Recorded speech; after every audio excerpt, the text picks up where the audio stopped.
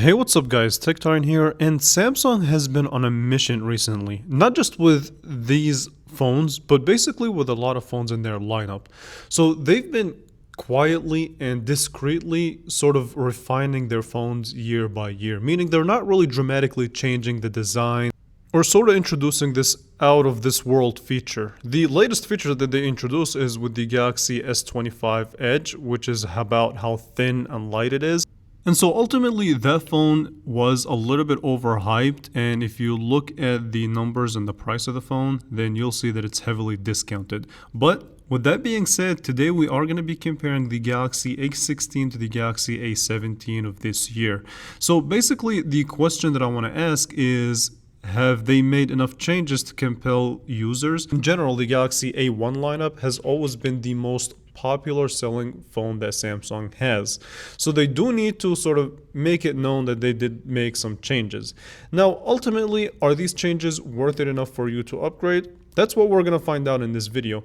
Let's start with price. So the Galaxy A16 MSRP is $199, while the Galaxy A17, rumor has it, once it drops in the United States, it's going to be $50 more, meaning that it will be $250. And so is that price increase justifiable? Let's have a conversation. So one of the first main things that we have to talk about here is the design changes. And we have to reflect a little bit, so let's go ahead and look back at the Galaxy A16 first and do a little quick overview of the design.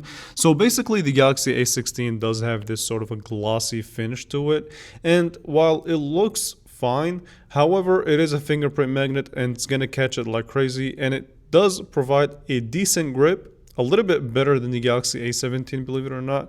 But yeah, overall though, a very familiar Samsung experience. If you look at the right hand side, you will find your fingerprint sensor, power button, and your volume up and down. And there's also this sort of indentation where the power, volume up and down line up.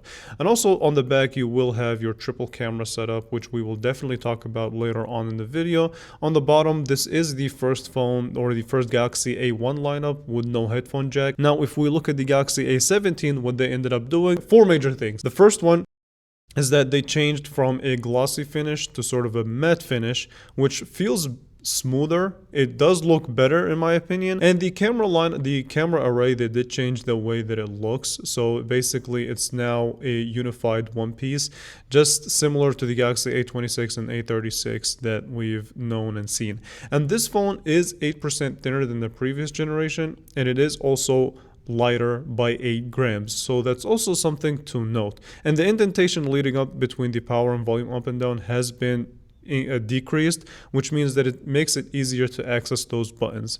Now, yeah, basically that's the main things that they did with the design. And like I said, the headphone jack is still non-existent, and it's not coming back anytime soon. So the ultimate changes here are a new camera design, a matte finish, thinner, lighter device. So if that's worth it for you as far as design, thumbs up. So I do want to speak a little bit about the displays, which ultimately they really did not change. So basically you get the same 6.7-inch 1080p Super AMOLED display with 90Hz refresh rate and these kind of larger bezels and the same teardrop notch. It's a little bit different on the A17 if you really want to nitpick, but ultimately if you look at it from a display perspective, then the Galaxy A16's 1080p AMOLED display is essentially has all the same features that the Galaxy A17's AMOLED display has, which ultimately means that they really did not change the display whatsoever. Same glass, same resolution, same refresh rate, same quality, which is honestly not a bad thing at all, considering that there are phones to this day like the Moto G still carrying out a 720p display. So I'm not too mad that it really didn't change too much on the display, because it was already a really solid display,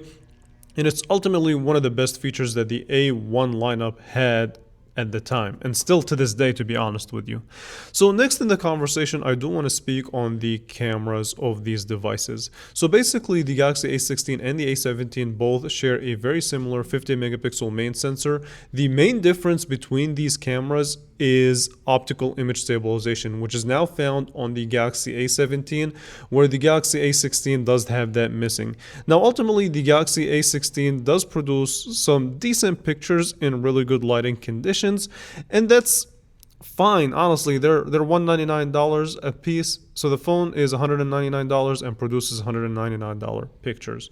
Galaxy A17 does improve that slightly with kind of shaking, and the optical image stabilization does help make the pictures a little bit better, but ultimately not a dramatic increase in image quality, to be honest with you. In video, yeah, you might see that the Galaxy A17 is a little bit more stable, but overall, the Galaxy A17 does have slightly better camera, but not too dramatic. Now, the performance here is also very, very similar. Now, mind you, the Galaxy A17 that I do have is different than the Galaxy A16's US model. So the A17 is the international model, which means that it does have 8 gigabytes of RAM and 256 gig of storage, versus the Galaxy A16's sort of base RAM and 128 gigabyte of storage. But the CPU and GPU is basically identical. So Samsung was not really worried too much about changing the performance. However, from my testing, what I noticed is the following. So the Galaxy A16 and the Galaxy A17 in your daily tasks will perform basically the same. And because of the thin and lightness of the Galaxy A17, they did manage to also keep the same battery capacity. You do have to give it to Samsung for that. So they did not really sacrifice any battery life. They both receive a similar charging speed, so 25 watt of wire charging. And ultimately, overall, the performance is very similar. I did notice the Galaxy A17 did get a little bit warmer, but I do think that that's due to the fact that it's thinner than the A16. Now, ultimately, here's the big question. Do you think that these phones would be worth it, or do you think that if you have the A16, it's worth it for you to upgrade to the A17 if you're a fan of this lineup? So me personally, I don't think Samsung has done enough. For me, I wish that they would have made the performance slightly better, even if it cost the thickness and the kind of weight of the phone. So I was looking forward to the A17 having a slightly better performance, but ultimately I was disappointed. So that's the kind of my biggest letdown. But overall, they did make some notable refinement. And ultimately, it's your decision. If you think that these refinements are worth it, then go ahead and pick up the A17 once it launches here in the US. If not, stick with the A16 or look for other options. So with that being said, I do want to thank you all so much for watching. I really appreciate you guys.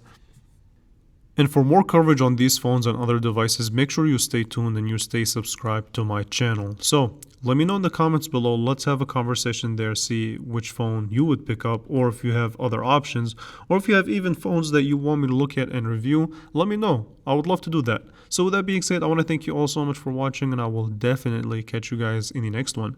Thank you all for watching.